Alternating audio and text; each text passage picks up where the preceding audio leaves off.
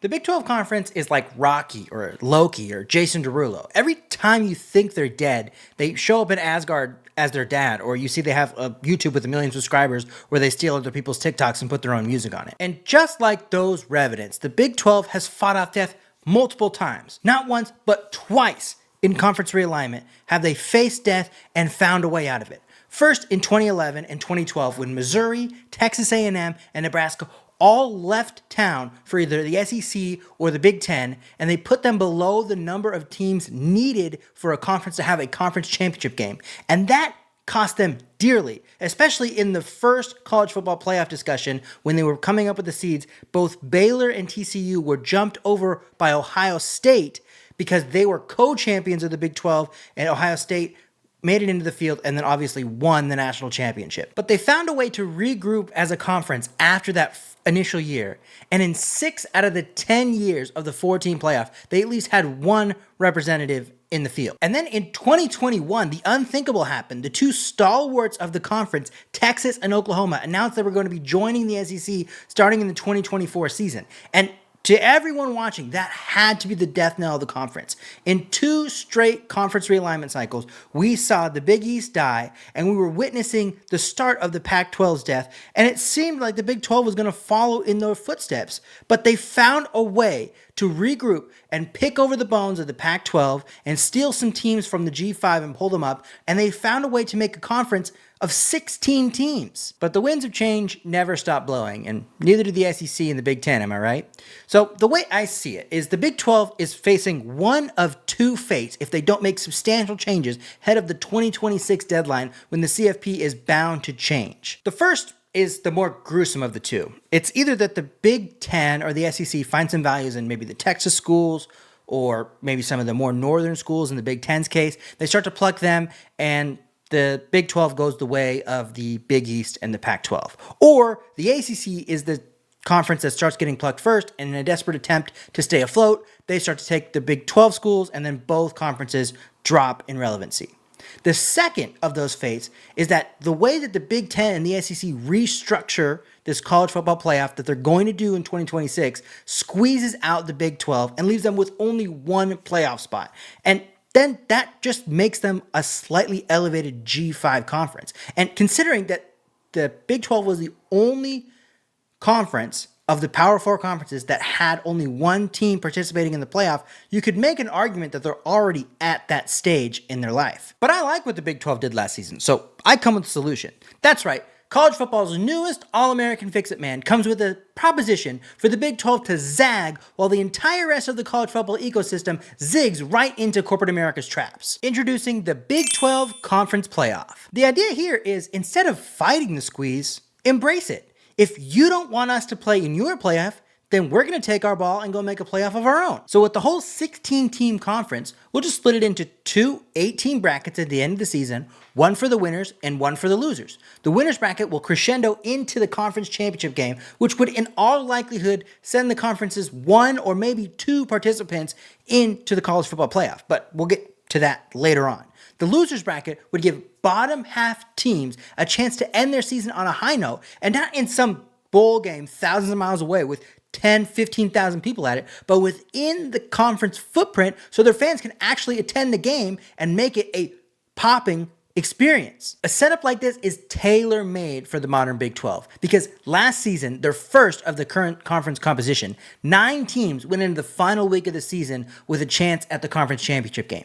And when the dust settled in that final week, 4 teams were still tied for the conference lead. Only 2 of those teams had a chance to play each other in the regular season, and that was BYU and Arizona State, which was one of the biggest games in all of college football last season.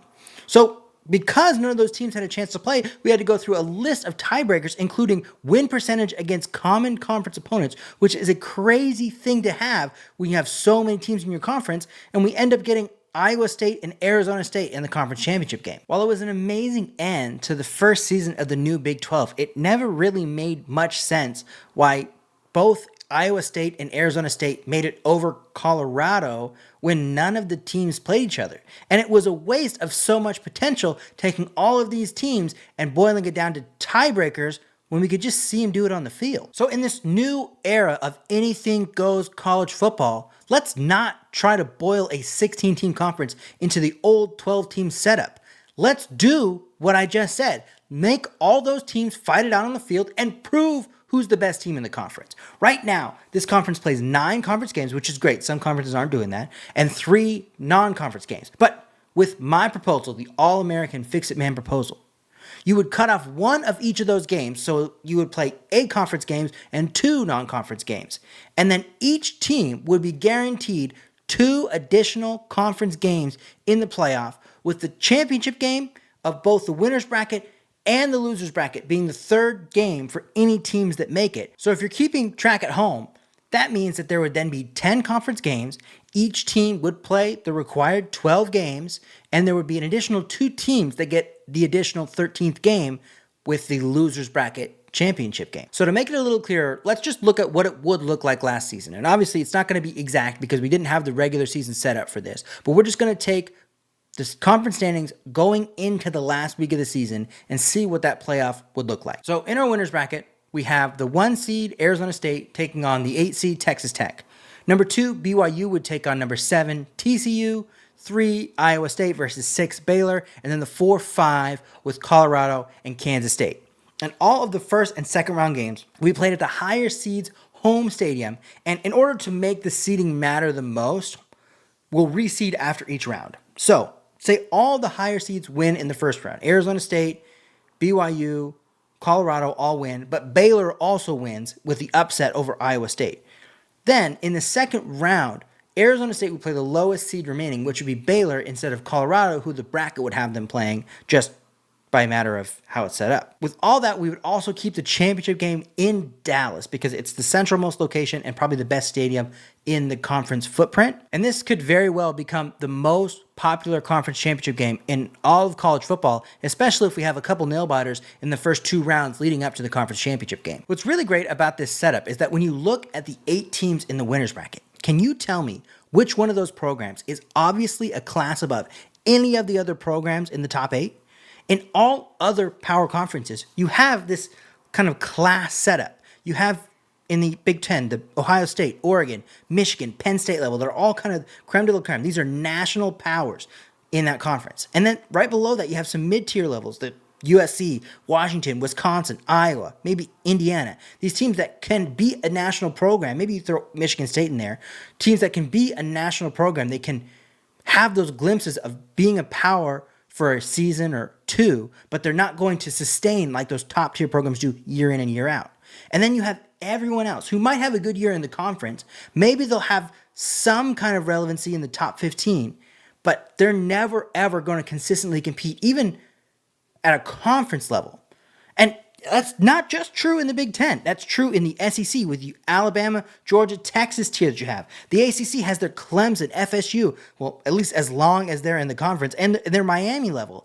But the Big 12, they don't have that with their current setup. To make that point even clearer, let's look at what the loser's bracket would look like. And again, let me know in the comments which one of these teams is obviously outclassed at a program level from anyone in the winner's bracket. The 1-8 in the loser's bracket, we have West Virginia, Oklahoma State.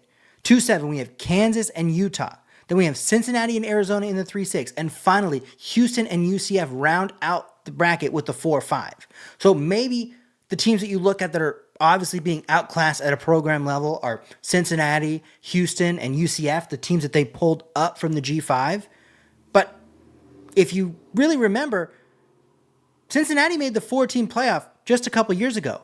And a couple years before that, UCF should have made the 4-team playoff. So maybe it's just Houston. And even if it is just Houston that is kind of lagging behind the rest of the conference, that is remarkable.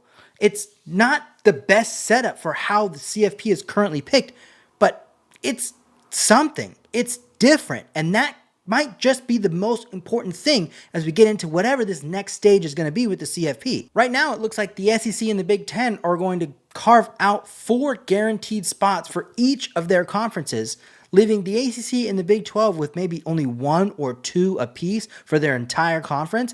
And worse than that, there might not be any at-large element to it. So even when these conferences have multiple teams that have great seasons, they're going to be held out by this agreement that's going to get ironed in for the next 5 or 10 seasons. So with the amount of money that only 1 or 2 spots is going to give the Big 12 and the ACC compared to the Big 10 and the SEC having 4 spots, it's going to continue to widen the gap that we started to see last season between those 2 conferences and the top 2 conferences. And in that scenario, I think that the Big 12 is better set up to survive the aftermath of that than the ACC, especially with what we're seeing with Clemson and Florida State trying to bash their way out of the conference. Because those teams, the Clemson and the Florida State and the Miami, who might not be in that settlement, but they're going to group themselves in when we get to this 2-conference setup, they are valuable to that NFL G League that they're inevitably trying to set up. But who in the Big 12 is obviously inherently valuable to the NFL-sized college football league?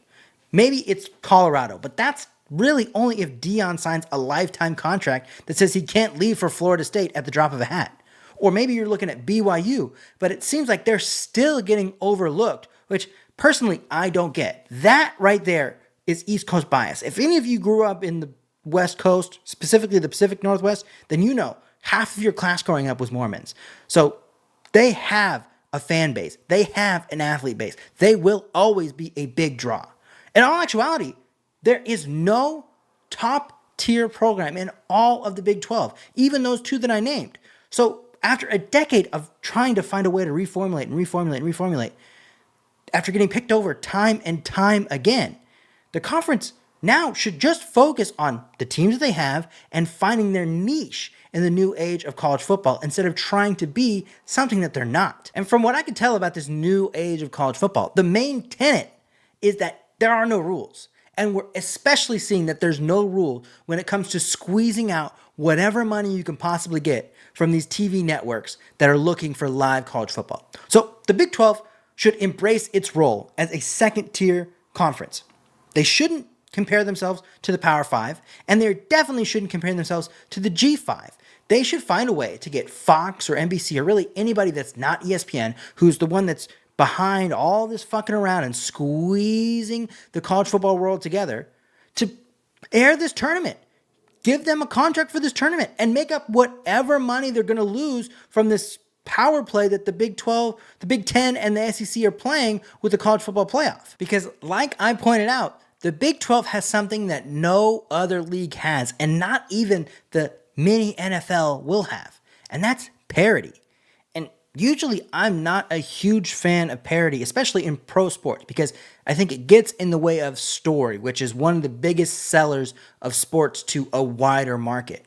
But college sports, for so long, have found a way to market chaos, both in March Madness as well as in college football.